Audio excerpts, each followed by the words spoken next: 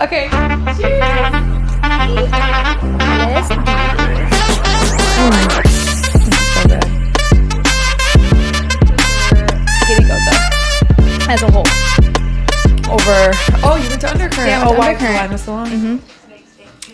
Okay, Alyssa, welcome to Home with Friends. Thanks. I'm You're so welcome. excited to be here. I've been looking forward to this. I know. I'm very excited. I feel like it took a minute. Okay, Alyssa, so Yes. we go way back. Yes. We technically met in college. Yes. Okay, and what's extremely coincidental is that your dad had rental properties in Oswego, and I actually rented from him for 2 years. Yes. Wait, did we? I don't think we knew that when. No, we did not know that at the till time. after. We didn't know that till after. So we'll start there because I assume your dad having rental properties did have an influence on you. So Yes. how did that affect you? Yeah, so my dad actually was a teacher. So in the summer, he had his summers off. He decided with his best friend. So at the time, my sister went to Oswego, go Lakers. We're a family of SUNY Oswego Lakers. And my dad was, of course, paying her college rent. And, you know, he was shelling out $500, $600 to these like slum lords, like Literally. the places were disgusting. He would walk in and be like, my daughter's living here and I'm paying $500. So they started with one and they would buy it. I think they would buy it for like, it was cheap. You know, it's in New York and it's in a college town. So I think they would buy houses for like $40,000, $50,000. That's so crazy. Yep. They would like knock out walls. They would like literally reconstruct. I think like didn't someone in your house like live in a closet? Like it wasn't someone. Basically. It's technically not a closet. It was so small, wasn't it? Yeah, it was teeny. Okay, so I tiny. remember It there's was not meant to be a bedroom. Let's put it it that wasn't. way. No, it wasn't. I think they like literally were like made it into a bedroom and they're like, we'll get one more person to like she pay. paid less rent. I don't remember how much less, but hopefully that was fair. I remember that part. But so they started with one house and then it ended up being super successful because like they would make it nice, you know, like I said, literally there were slumlords in Oswego, so Yeah. like anything was better than what all the kids had, as you know. Yep. So then they ended up, I think the most they had were like, I think they ended up having 6. Oh, wow. Yeah. I mean, I loved our house. We had the castle. I know, that's what I was gonna say. I was wondering what it was called, the castle. Well, we named it the I castle love because it looked that. like a castle. It was beautiful. I love that. Yeah. So he did that. And then I remember one summer, so he would do it on this, like they would try and do it during the summer because that's when he had time off. And he would make me and my sister go with him and we would be like ripping up these like dirty, moldy ass like carpets. It was disgusting. I'm like, of course. But like, honestly, it's funny because now I know where it comes from. Like I will try and do, like I will try and do what I can on my own before I'm trying to hire out because like I just have my dad in my head being like, no, you can figure it out. Like, you know, you can do it. Like I literally remember we were like on the floorboards pulling up this crusty, musty, dusty. Ew, and I feel like in a college town that's so gross. Oh, so gross. If you remember the lacrosse house, there was actual mushrooms, like fungus, mushrooms growing out of in between the tile next to the toilet. That's so disgusting. That's what I'm imagining in my head. Ew. That place was so gross. That was so gross. Okay, well, this is a good segue into my second question. I was going to ask, what did he teach you about real estate and money? I think the biggest thing was just how important it is to have more than one stream of income and also to like problem solving and really just like doing things yourself. So I think that those are like the two biggest things that I saw from him was like how important it is to really just have another stream of income. For him, it was real estate. And that's just something that I saw. And it's something that I was like, you know what? Like I grew up with that and I saw how it helped my family. So my dad also got really sick to the point where he couldn't work anymore. But like while he was sitting on the couch getting his chemo and sick for weeks, money was coming in. Yeah. So like my mom was working and she would come home and take care of him. And, you know, it was a lot of stress on our family. But like I could tell that like my dad knowing that he put in the work prior to that, it like almost gave him a little bit of peace being like, you know what, I can't work right now. He like physically was not able to work. But he was having, you know, streams of income. Like he was just passive income. So like, I love that. yeah. So just seeing that and seeing the effect it had on our family, Although like it was still stressful, just seeing that like it was a little bit less stressful because of that passive income, to me was like a no-brainer. Yeah. Amazing. I know. Set you up for success. Yes. Okay, great. So then post-college, you moved to Charlotte. Yes. You bought your first home when you were 29. Yep. Okay. Did you buy knowing you eventually wanted to rent it? Yeah. So I actually remember, it's funny when I was like reflecting back on this, I remember signing those papers with my realtor, Jess Flynn. You did my mortgage. I did. Thank you, sis. Made it so fucking convenient. Like when I say I had no idea, I had no idea. Like I'd be like, Brittany, what is this number? Like I had no idea. Yeah. And you just made it super smooth and super flawless. So I really appreciate that. Of course. And I just remember before signing it, I was like, am I really doing this? Like, is this really what I want? Like it's the American dream to own a home, but like, is it? And I think that was something that I struggled with because I loved, my home is in South End, but I did love living like right on the rail trail and where I had, an apartment and the amenities, Yes. I was like, oh my God, I'm going to have like a backyard with a lawn, like my ass pushing a lawnmower. Like that was in my mind. Like, what am I doing? I know. I'm trading in a pool for a lawnmower. I know. A pool, a gym. Yeah, the gym. There's so many different things. Yeah. And then also too, just like, being single and living on your own. And when you're in an apartment, you have like the community of the apartment. So you're just makes a difference. Yeah. And like you feel safe. You're like, I'm good. Like, you don't care if you're walking in at 3 a.m. like drunk. Whereas like when you're walking into your house at 3 a.m. drunk, like it's scary and it really is. It's taking on a responsibility that feels very overwhelming because I feel like an apartment is an extension of college in a different way, of course. But once you buy that house and you get in it by yourself, you're like, I'm not like old enough for this. Like, who gave us the keys? Who gave me the keys? Now what? Like, who's gonna do everything? I know, it's so true. And then another aspect of that too was like, so I bought that home in August 2020, and my dad passed away March 2020. So like that was another thing that was hard for me because it was like, okay, if like, I move into a home, like who am I going to call when the dishwasher dies? Like my dad, you know what I mean? Like who am I going to call? My dad. Yeah. But like I didn't have that anymore. So like dealing with that too was like, what the fuck am I doing? Like really, what am I doing? Like I'm doing this all on my own. So there was a part of that too that was scary. It's like I had no idea. And like, look, love my mom. Shout out to my mom. But like my dad was just shout out mom. Shout out teens. But Bob was just the GOAT for everything. Like he just knew. Like he was like, you know how it is. Yeah. Absolutely. Yeah. I'm very proud of you. Thanks. I'm very proud of you. And I know you don't have any regrets. No. I have absolutely no regrets. And honestly, I really only thought that I was going to live in that house for like a couple years. And then you know how it is, like, oh, well, when like my husband buys me a house and I have a family, and like that did not happen. I thought that it was just going to be, I would maybe just rent it out a little bit. And then I started listening to Bigger Pockets. It's a podcast. It's kind of how I got like more involved in real estate and just like rental properties and property management and just kind of that whole realm. Okay, so you because you started listening to this podcast or whatever, you moved really quickly knowing you wanted to build a real estate portfolio, and you bought 2 more homes within the next 3 years. Yes. Did I get that right? Yes. Okay. Yes. So right now, all 3 of your homes are rented because you ended up moving in with your boyfriend, which we'll get into in a little bit. Yep. But walk me through each rental because you've done short-term rentals, you've done midterm rentals, long-term rentals. You had success with Furnish Finder. Tell me everything. Yes. So honestly, a lot of it's trial and error. One of my properties, I'm doing medium-term rental, and I'm cash flowing about $1,000 with that one for medium-term rental. Explain medium-term versus short-term. Yeah, so medium-term is anything over 30 days. So short-term, think of it as like your typical Airbnb. Medium-term, it really became a big, I don't want to use the word fad, but it just became really popular when COVID hit, because what happened was there was all these traveling nurses or traveling healthcare workers that needed places to stay, and they were getting paid boku bucks, as they should during that time. But like with that money, they were getting, I think there were some nurses that I spoke to that lived at my house that were getting like $3,500 a week. Oof. So what happened? Just for like a stipend, like a just housing for expense? a stipend. Wow. So a lot of times what I would be getting is nurses that were coming into Charlotte for like 13-week contracts, and then they'd like to extend because they wanted to stay there for another 2 months. So I moved out of that home in, I think it was the end of 2022.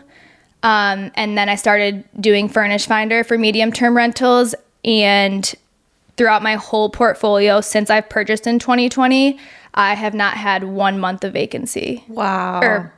1 month of vacancy. Wow. I know. And Furnish Finder, that just means people are renting a home that's completely furnished. Yes, exactly. Okay.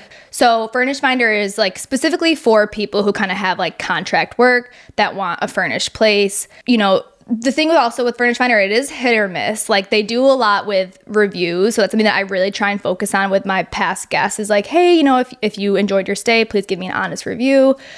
Because reviews are everything just as much as they are with Airbnb. Anything. Or anything. Yeah. Literally anything. Yeah. I look up reviews for like, I can't even, where was I? Like a $7 lip gloss. Yes. I'm like scrolling Reviews. 10 minutes. I'm like, is it sticky? Is it not sticky? I'm like, just order the $7 lip gloss. What do people do without reviews? Like literally. Yeah, so one thing that's pretty crazy is, you know, I would say like starting in 2023, of course, like COVID's not really a thing anymore. People are wanting to stay home. The hospitals aren't paying as much anymore. So like what I'm noticing, I'm a part of Facebook groups that are like furnish finding or like healthcare travel nurses. That's like a hack that I always do. I like will jump into a nurses North Carolina group and I'm like, hey, I'm a nurse. Like, no, I'm not. You do? I do. Oh, and I'm like, I have a home available. How do they know I'm in healthcare? I'm in healthcare. You gotta do what you gotta do. It's the grind, baby. It's the grind. Wait, so I'll be like, hey, okay, I won't say I'm a nurse. I'll say, hey, I'm in healthcare. Okay, and that's home. accurate. Yes, I'm not lying. I'm like, hey, I'm in healthcare. I have a You home. look here like, hey, I'm a plastic surgeon. RN, BSN, like. No, but you have to, like, you really, I don't just put it on Furnish Finder. That's another thing too, is like, you really need to use all the resources that are out there. So like Facebook groups, like I'm a part of one that's called like North Carolina, South Carolina Traveling Nurses. One's called Traveling Gypsy. Like there's just so many different groups. Yeah. There's so many different groups that I'm like, I'm going to blast my place, shameless plug, my place onto all these groups because you just never know who's going to, and you never know who's going to see it. So because things have slowed down with the remote work, like you were just saying, have you transitioned into a long-term rental for that property? No, so I haven't yet, but I am thinking about it because at this point, because nurses aren't getting paid as much, I could get the same price that I charge long term, and you just have less headache, right? You have less people filtering through, you just have less like turnover. Yeah. What do you charge and how much is your mortgage payment? Yes. So I charge $2,700 and my mortgage payment pretty much all in is $1,700 because I do include utilities with medium term. Because no one staying for 2 months is going to want to put their name, you know. That's true. It's more of a hassle to go get Duke Energy for 2 months. Exactly. So you pay for utilities when it's medium term. Same thing with short term. So cash flowing about $1,000.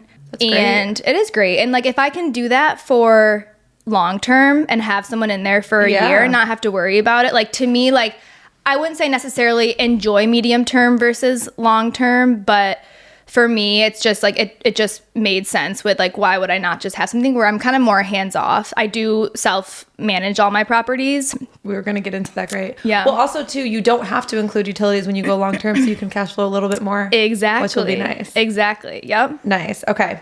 What do you hate most about being a landlord? Do you have any nightmare tenant stories? Oh my God. So thank the baby Jesus. I do not have any like horrible ones.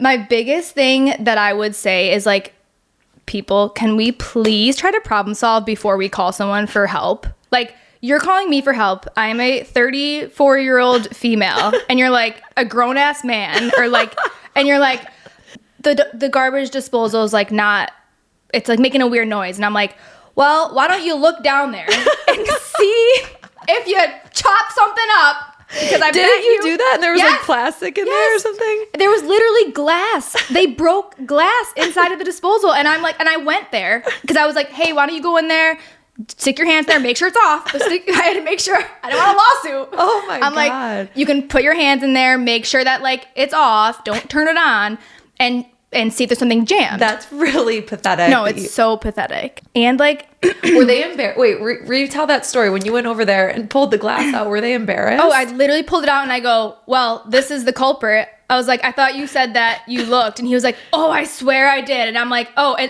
wait, pulled out another one. Literally, there was like 3 shards of glass. I'm like, did you chop up one of my glasses? Like, I was so confused. And it's just those moments where I'm like, can we please just like think? Like, let's problem solve. Let's use some common sense. Yes, before we call. And then it's also like, have you never lived in a home before? And again, I think this kind of goes back to my dad just like raising me as an independent woman and like teaching me how to fix this stuff. Like if something went wrong, he would walk me through how to do it. Yeah. Instead of just do it for me. And I mean, nowadays you can get on YouTube, like you can get on the internet and look for answers. Yes. Before you reach out. Yes. Okay. So when would you consider getting a property manager? This is something that I have battled with for a little bit because one of my properties, I tried Airbnb-ing for a couple months and it was successful. I did cash flow a couple $100 a month. And I think that I know that I have the opportunity to cash flow way more, but my issue was the cleaners. If you are an Airbnb cleaner, please let me know. Call me. Please, DM me, slide in my DMs. Because I use an app called Turno. So it's an app that helps find Airbnb cleaners within your area, and then their calendar actually links to your Airbnb calendar. Ooh. So they can see like when people check out, when people check in. So I'm not constantly like, hey, they check out at 10 a.m. Can you come at 11? It's like they see my calendar. That's nice. It is nice. And I tried a couple people on there, and me being, anal, I would go in after they did the cleaning before the next guest checked in to make sure that like it was done well. And I would find like dust bunny clumps of hair, and I'm like, what? You cleaned? Why? Like when I say like literal dust bunny, like a chunk. Ew. At one point, I literally found like, I don't even know what it was. There was like toilet paper and like clumped up hair and like in a ball. Ew, do you think they meant to throw it out? I don't know. I was literally like, what? How do you... So I took a picture. I'm like, this is not clean. Yeah. Sent it to her. What'd she say? She was just like, I don't know. Must have fallen out of the dustpan. I'm like, no one doesn't fall out the dustpan. I mean, maybe. No. Pick it up. It's lazy. I agree, but like that seems like it must be a mistake. Hopefully, but like it happened a lot. That was my biggest gripe with Did Airbnb. you ever try different cleaners? I did. I tried 3 other cleaners, and it was the same thing. And it just wasn't up to your standards, which I get. Yeah, it wasn't up to my standards, and I travel for work, so like I know that I need to be able to rely on a cleaner who's going to do the job, because yes, there were those times I luckily was able to like go back behind them and see. But a lot of times if I'm out of town for work, like I'm not going to be able to walk behind you. And Airbnb, you need to give 5 stars. Giving a 4-star will actually penalize the host. Wow. So it needs to be like perfect. Yeah. Plus like one time, I forgot this time. One time I walk in, thank God I like literally had like 30 minutes before the guest was checking in, and I check everything and everything looks good. Puke all over the toilet. Literally puke on the toilet, and I'm like, how did she miss this? Like if I literally was like thanking my stars, my lucky stars, because I'm assuming what she probably did was like, let me clean the whole house. I'll take care of this like at the end, and just like forgot. That's disgusting. So within 30 minutes before the guest had to come in, I'm literally scrubbing some random person's puke out of this toilet. Ew, that's so nasty. It was Did you say something to the cleaner? Oh yes, I fired her. I mean, I was like, course. you're not. Yeah, I sent a picture. What was her excuse? She just said that she was like, I must have completely forgot that room. I'm so sorry. So that's the stuff where it's like you really need to have a cleaner that you really trust, because it can just like fuck up your whole. It can if they came in there and I had like a 1-star. If I went into an Airbnb and there was dried up puke on a toilet.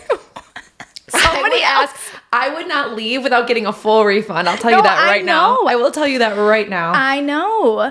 So it's like that's the shit that I was dealing with that I wasn't like okay with dealing with. And so, yes, like I do think that is a property that I think about where like I know if I was to get a property manager that like they could probably do more of the work and like find a good cleaner who like I can trust. You could almost kind of make up your own, I don't know, property manager and hire somebody, maybe a friend, maybe someone young out of college just looking for a quick side hustle, and almost hire them to just kind of go behind the cleaners and stuff instead of going through a property management company. I know. No, that actually is smart because that really is what it is. I just need someone to check behind me. Yeah, it's a quick little like under the table favor almost. Yeah, and because property managers, they take like 20% now. Yeah, hell no. But I will probably never use a property management company. No. But I would do something like that where I had a friend. Yes. Or somebody I knew that would like go in and like, do some things for the property for me if I couldn't. Exactly. Okay. So I want to get into finances, but before we do, are there any other lessons or things you've learned about real estate over the last 5 years? Well, I do kind of want to talk a little bit about the rental arbitrage thing, just a little bit. And I don't know anything about that. Yeah. So what are you saying? What are you saying? You said it like 3 times. What are those words? Rental arbitrage. It's when... Arbitrage? Yeah, arbitrage. I actually don't even know what... I don't... ARBITRAGE. Arbitrage. It pretty much what it is when someone rents the place, but then they like sublease it, quote unquote, sublease it out. For example, I have 2 women that live in New York City. They called me when they saw my house listing, and they were starting off, so it was a little bit of a risk in my book there, but they were starting off and they wanted to do rental arbitrage. So what they would do is they would sign the lease and they have to pay me every month. So this property is $1,800 a month, and this is a long term, so I don't pay for utilities or anything. They pay for everything else. I'm cash flowing about $400 a month with this one. And so I'm getting paid every month. I don't care. And they're the ones that are actually renting it out on Airbnb. So they rent it out on Airbnb and they make the difference. So let's say they make $3,000 in April. They pay me my $1,800 and they get to keep the rest. Wow. Do you see what they're charging and what they're making? I do. Yeah. I think they're doing pretty well. They signed on for 2 years. So I've had them in there for 2 years. Oh my God. Yeah. It's, it works. And honestly, like I was nervous about it because I did have to go through a lawyer to get just specifics in the lease, because technically if something was to happen, like insurance wise, it wouldn't be covered under their umbrella. Does that make sense? No. So like for insurance claims and stuff, because the tenant's not actually the one like living there. The girls from New York City are not the ones actually living there. Yes. And if damage was caused by somebody else, yes, it could be like, okay, well, your tenants aren't the ones that caused it, exactly. So we're not covering it. Exactly. Interesting. So there's just like things you have to be careful with. So I had to have talks with lawyers, and this was back in when I first got the house in 2022, and rental arbitrage was still pretty new. Yeah. So a lot of lawyers were like, like real estate lawyers were like, I don't really want to this is kind of like, I know it's happening, but like, didn't really want to get into it, but I knew I wanted to make sure I was safe and cover my ass, and ended up getting just, the right wording that I needed for the lease. Is it legal in all states? Yeah. Actually, you know what? I have no idea. I don't know. But I know it's huge, because the benefit for the person that is the tenant signing the lease is like they don't have to have the money for the down payment. So actually one of my friends in Charlotte is doing it now. He rents a place that I think it's near like Camp North End, but he rents a place and he pays the woman rent. I think it's like $1,600. Oh, he's being the arbitrager. Mr. Arbitrage. Oh, that's a cool like perspective. Yeah, and then he Airbnbs it out, and he's making good money. He's having $5,000 months, and I think he pays like, I want to say his rent's like $1,600-$1,700. Wow. Yeah, that's cool. So it gives you like, you can do the Airbnb part without like needing to put the $30,000, $40,000, $50,000 down on a house payment, on a down payment for a house. Now, if things go wrong, so these tenants that like these Airbnb clients that are coming in, do they go to your girls in New York City if there's an issue? Yes. Or do they have your contact information? Nope, they go to them. So, and then now are they handling it, or are they coming to you? Nope. So they handle it. They should handle it. Like if something's broken, like in the beginning they did reach out to me, and I'm like, you're the tenant, so like, you know, you kind of have to like, if your guest broke it, then like you need to have someone come fix it. And so also too, just kind of like helping them out when I can. I'm not going out of my way, but like if something is, you know, like pressing for them, I would. And another thing too that I like is because they are doing Airbnb, it's like they're cleaning it every 3 days. So normally like the issue with long-term tenants is like you have someone in there for a year and a half and they're like a pig, you know, like when you have to go in there and do that clean out, it's hard. Now, are these reviews coming back on you? No.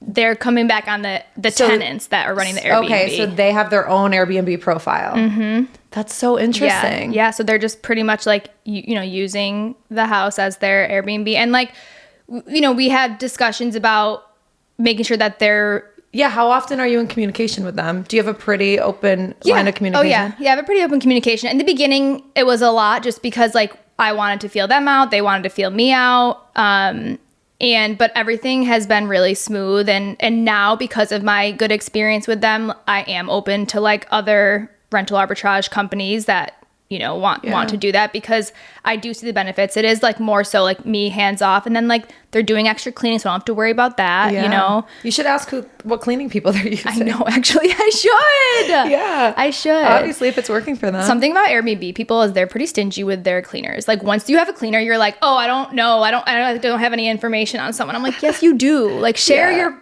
cleaner. But it's like gatekeeping a cleaner. Yeah, they literally are gatekeeping their cleaners. Oh my God. Yeah. Wow, that I never knew any of that. Yeah. We've never talked about that. Yeah. It's just a great way to like I'm going to look into money. being the arbitrager. Yeah. Oh yeah. Do you know what I mean? Yeah. Okay, so you're managing all the rentals yourself and collecting the rental income on your own, which makes sense to me since you're the one who purchased the properties completely on your own. Mm-hmm. If and when you were to get married, would you then combine finances and share that rental income? Yeah, so it's funny. This is something that we've actually had conversations about recently. And right now, it's hard to say. Like, it's one of those things where when you're raised as like an independent woman, again, going back to the independent woman, it's like, what? Like, you want a piece of my money? Like, I worked hard for that, you know? Yeah. Like, I did that before we met. So there's that part, but then there's also the part that I see too where it's like, no, like when you're with a partner, you want to build together. And I do think it's going to be like a case by case. Right now, we're just not in that like area where we need to like have it set in stone and decide. I really do kind of see both sides. Yeah, I agree. I mean, listen, I think the biggest red flag is people that can't talk about money. As long as you're talking about it and having a conversation about it, whatever you decide is fine. Yeah. So it seems like you're having the conversation and that's all that matters. Absolutely. Now, what are your thoughts on splitting finances in a relationship as far as utilities, mortgages, whatever? Do you believe in 50-50 or do you believe in whoever makes more should be contributing more?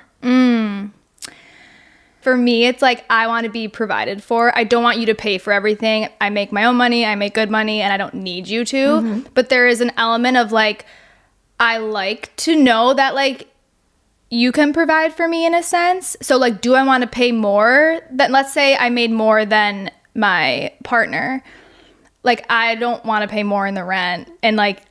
Yeah, that's fair. That like might be like weird, but it's like you that's have a just right not to me. say that because you make good money and you are independent and you can provide for yourself. So I think it's easier to have that perspective. I think somebody coming in with absolutely no money and just expecting someone to provide for them is a little bit different. Exactly. You know? And also too, like if something happens where my partner loses a job, like of course, you know, like I will ride or die for you. I'm there for you. Yeah. Something bad happens, something like you need something, like of course. But like, I also know like too, like who I pick in a partner is like someone that is like level with me in things like finances, what you want, like we're aligned in that sense. So he pays more for like the rent because again I moved into his house, so like he is paying more, but I contribute with things like groceries and you know, when we're out to eat, it's never like you paid last time. It's just like put your damn card down, you know. Right. So like I think that part of it too is like I also even respect that in my partner is like I don't want it to be a situation where it's like, well, you did this last time, you did that last time. It is just like it's never gonna flows. work. Yeah, it's never gonna work. Yeah. And then like it really does. It flows. And like so for right now, this is what works for us. But if we buy a house together at some point, like that will probably change. Got it. Okay, so besides real estate, do you have any side hustles? I am a nutrition coach. I'm a certified nutrition coach. Yes, you are. Yeah. Tell me about that. How much money does that bring in, and what do you do? Yeah, so I actually work on a team called the Fitness Fix. So Krista, me and her met in Charlotte a couple of years ago. She used to work a corporate job, and then she decided to quit and do nutrition coaching full time. And I've just been like following her, and we used to work out together. And I've just really seen her grow her business. And I was like, you know what? Like, I love nutrition. I love fitness. It's just always been a part of my life. And I got the nutrition coaching certification to like help myself out because I was putting money into other coaches and I wasn't getting anything out of it. And I was like, you know what? Fuck this. I'm going to do it myself. So I got the education, and then I just started noticing like my friends would come to me, people at the gym would come to me asking for advice. And I'm like, look, I can actually like do something with this. And I know like to the core, I love helping people. And that's what nutrition coaching is. Like, you are their accountability partner, you are their therapist, you are their, your health coach. So like, I love that part of it. And it depends on how many clients I have with like how much I'm making per month. I think my biggest month was a couple thousand. But it all just depends on like how many clients you have at this moment. Yeah. So how's your challenge going right now? Aren't you in the middle of a challenge? Yes. Challenge is going great. So we're doing a 6-week challenge just to really help people kind of like get ready for spring and just like hop into nutrition tracking, food tracking. It's going really well. The girls it's all women. And there's so many women who are just like, oh my God, like I had no idea about this. And that's the thing. Like there's so much out there, and it's like, what's true? Yeah. What diet is, there's just so much information. Give me your top myth. Oh, top myth. That carbs are bad. Like, carbs do not make you gain weight. Eat carbs. Carbs give you energy. Carbs give you energy. Like, carbs literally fuel your brain. Without carbs, like, that's why people will complain of, like, brain fog and stuff. So, carbs do not make you fat. Overeating processed carbs is what makes America fat. Okay. You heard it here first. Heard it here first, America. Stop eating processed carbs. So yeah, that's the biggest one. Okay. That's amazing. And that's on top of your full-time gig, what do you do full-time? Yeah. So I am a East Regional Manager for medical device reps. So I manage a team of 8. Busy girl. I am busy. Manage a team of 8, you said? Yeah. 8 people I manage. Busy girl. Mm-hmm. Okay. What are your goals over the next few years? Ooh. So one of the properties I really would love to get back into Airbnb. It's just like needing to make the dive and like taking that risk. And when you have other properties and the properties are producing, really good income and you're okay with it, it's kind of hard to be like, why switch it up? But that is something I want to challenge myself and just see like what I can reach with getting back into Airbnb. Amazing. Yep. Okay. We're going to wrap up with a fun question. You know that. Shoot. Okay. What book, TV, or movie character is most like you and why? Oh, shit. I know. It's a tough question. This is good. Oh, I'm glad you like it. Honestly, like all the stuff I'm watching right now is like, I don't know, like I'm watching Godless, which is like a Western thing on Netflix. And then like what else did I watch? I'm watching Southern Charm. Like, no, I'm not like any of you guys. I'd maybe go with like a Carrie Bradshaw. Oh, I see. You wanna know what? I've never watched Sex in the City. What? I know. Oh. I know. Oh my God, I know. that breaks my heart. You'll be like, that episode? And I'm like, no. And then you're like, no, Brittany. So you've been lying to me over the past few years. I'll just be like, oh, maybe. I haven't been lying. I just like don't agree with you. I'm like, oh yeah, because like I've seen it. Why don't you just say, Brittany, I've never watched it, so I can stop saying, hey, that episode. This is the thing. I've seen it. Like I have seen it, but have I started season 1 to season? How many seasons are there? Like 8. I don't know. I've never done the whole thing. Okay, I've seen episodes. Okay, well, you have to answer the question. Oh fuck. What book, TV, or movie character is most like you and why? How much time do we got in this thing? Okay, I know it's a hard question, but I would like you to answer it. So you brainstorm, and then I'll try to think of another fun question. Okay. Oh, I have an idea while you think. Okay.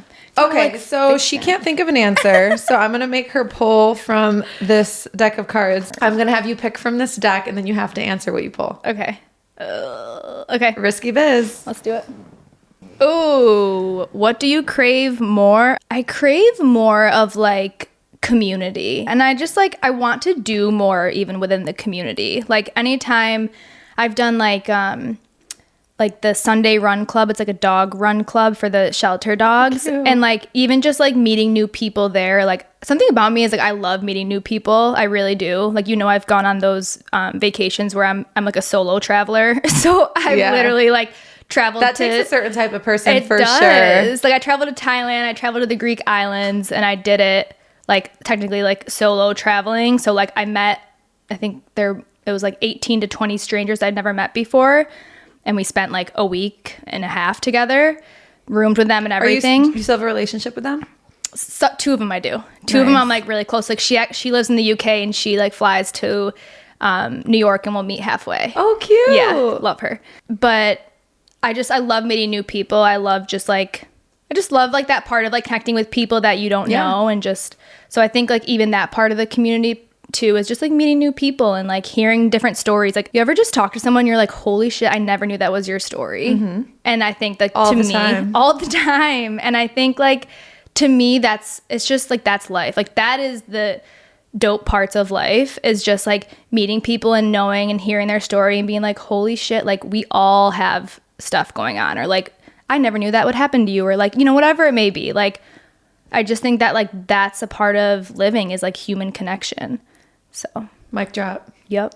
Love you so much. Love you. Thank you for coming on Home with Friends. Thanks. I love this. Did you? Yeah. Okay, good.